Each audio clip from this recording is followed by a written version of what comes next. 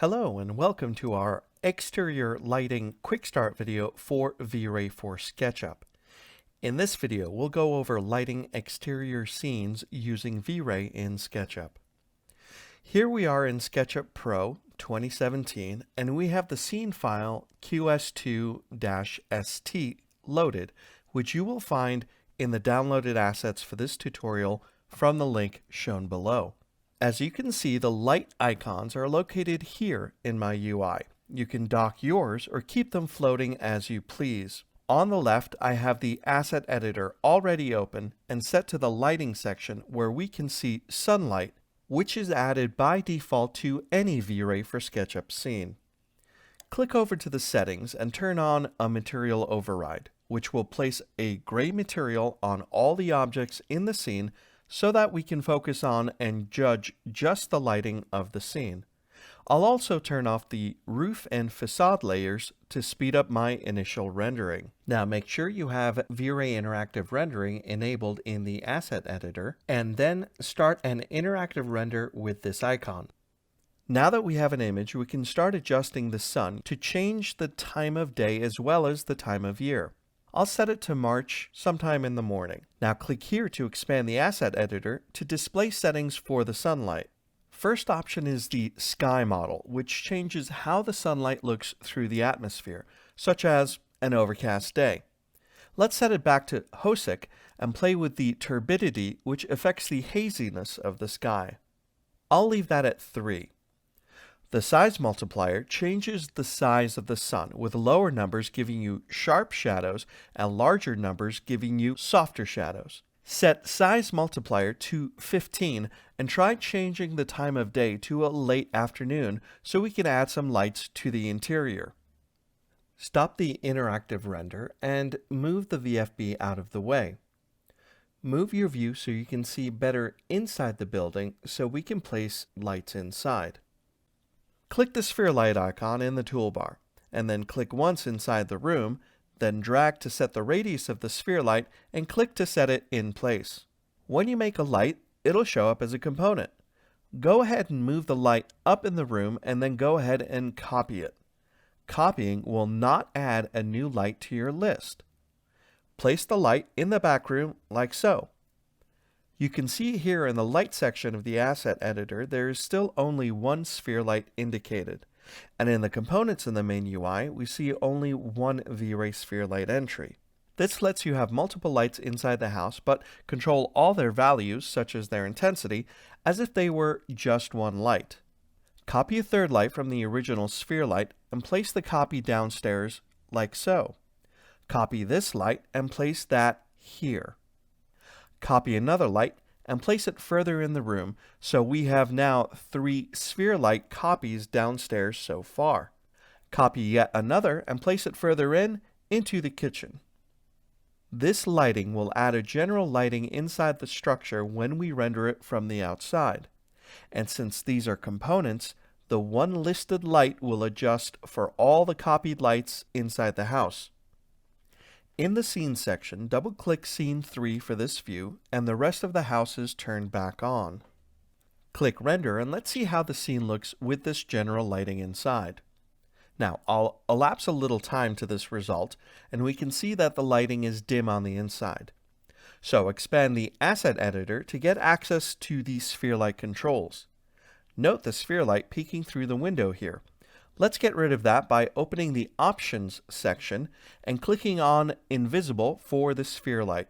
The interactive render will update to remove the visible lights. Now what you see here is a reflection of the sphere light in the glass door. So we will disable Affect Reflections and the reflection will be removed. Click Color to set an amber hue like this for an incandescent light feel. Then set the intensity to 2000 to see how much light we get inside. Now it's a bit much, so knock intensity down to 1800. Now let's get back to lighting the exterior. Stop the interactive render. I'll get the VFB out of our way and then click the dome light icon and click in the scene to create a dome light that surrounds the entire scene. The dome light automatically comes into the scene with its own HDRI texture map enabled. In the Asset Editor, click the sunlight and disable it. We will rely on the dome's light HDR for the outdoor lighting exclusively. Click on Render with Vray Interactive icon. You can see as the render resolves that the sky has changed to that of the HDR image, and the lighting is now different as well. Select the dome light and expand the Asset Editor. Increasing the intensity of the dome light will make the scene brighter, as you can see here, but go ahead and set it back to 1 when you're satisfied experimenting with this value. Open the options and click to Lock Dome Light. This allows changing the direction of the dome light to affect the direction of the HDR environment map. So select the dome light and rotate it like so, and then take a look as I elapse time to show the result in the interactive render in the VFB. We see the environment has reoriented in the sky, and the light direction has slightly shifted as well. Stop the interactive render, and in the settings, turn off Material Override now that we generally have our lighting in place. Select the ground geometry here, and click the grass preset icon in the toolbar to quickly add grass to the scene using Vray Fur. I'll also add grass to this part of the ground geometry the same way. In the Asset Editor, click the Geometry section to confirm you now have Vray Fur added to the scene. Click over to Settings and click the arrow below the Render with Vray Interactive icon to access the Render with Vray icon for a more final render of the scene. Click the Render icon in the toolbar. I'll elapse just over 2 minutes of time here to show how the render is resolving to show the grass on the ground and the early evening look of this lighting. And now let's jump into creating a nighttime render of this scene. To focus our efforts and make things a bit faster, turn on Material Override again, and in the Geometry section, right-click on the fur to delete them both. In the Light section, disable the dome light and re-enable the sunlight. Start an interactive render with this icon. I'll elapse some time so we can see how the render looks. Expand the Asset Editor for the sunlight and set the intensity much lower, and you'll see nighttime in the VFB. I'll set that value to 0.014, and I'll set the filter color to be a tiny bit purple. And I'll let the render resolve for a little bit. Now let's add some lights to the front of the house. Navigate your view to see this piece of geometry under the overhang. We'll add a mesh light to make this object into an actual Vray light. With this object selected, click the mesh light icon in the toolbar. Set your view back to scene 3 again, and click the render icon in the toolbar for a new interactive render. I'll elapse a minute or so of time here, and you can see this new light a little bit in the render. In the Asset Editor, click on the sphere light and then right-click on its color and choose Copy.